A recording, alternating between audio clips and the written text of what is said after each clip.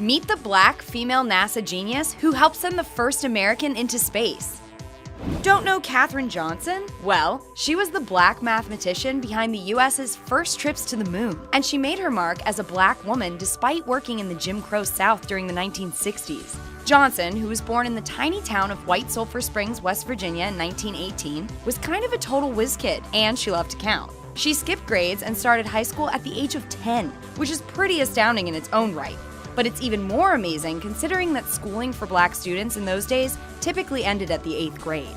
Johnson later went to college to study math before graduating at, get this, 18. She went on to be a teacher and later a stay-at-home mom before landing a position at the newly launched NACA, or as we now know it, NASA, at the Langley Research Center in 1953.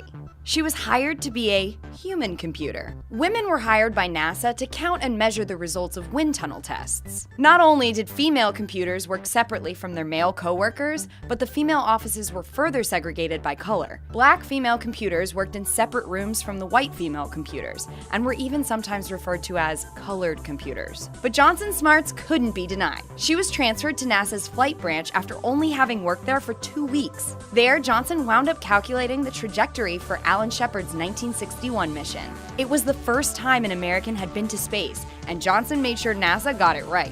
Johnson also helped guide the Apollo missions to the moon and was still vital to NASA long after it finally started using quote-unquote real computers. John Glenn, one of NASA's pioneering astronauts, trusted her work so much that he personally requested she recheck calculations from the electronic computers. Though it's pretty clear that Johnson was critical to NASA's first space voyages, Johnson is still only just getting the recognition she rightfully deserved. She's received numerous awards and was even given the Presidential Medal of Freedom from President Barack Obama in 2015. About time! A biopic, Hidden Figures, about Johnson and her black female colleagues at NASA is also in the works. The movie stars Taraji P. Henson as Johnson and is slated for release in 2017.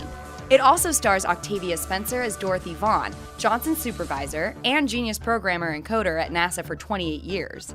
R&B artist Janelle Monáe is also tied to the project as Mary Jackson. Jackson was not only one of the badass female computers alongside Johnson and Vaughan at that time, but was also a trailblazer in women's rights. She educated black women in her field on how to advance in their careers from mathematicians to engineers and land positions that were normally never offered. Though the release of Hidden Figures is still a while off, it's receiving huge attention from some well-known names. Pharrell Williams jumped on board as not only a producer, but also the movie's music man. He's written songs for the movie and is even collaborating with Hans Zimmer on the score. Johnson is now retired from spaceships and astronauts. She'll be celebrating her 98th birthday on August 26th, which, coincidentally, is also Women's Equality Day. Share if you think Katherine Johnson's story needs to be heard.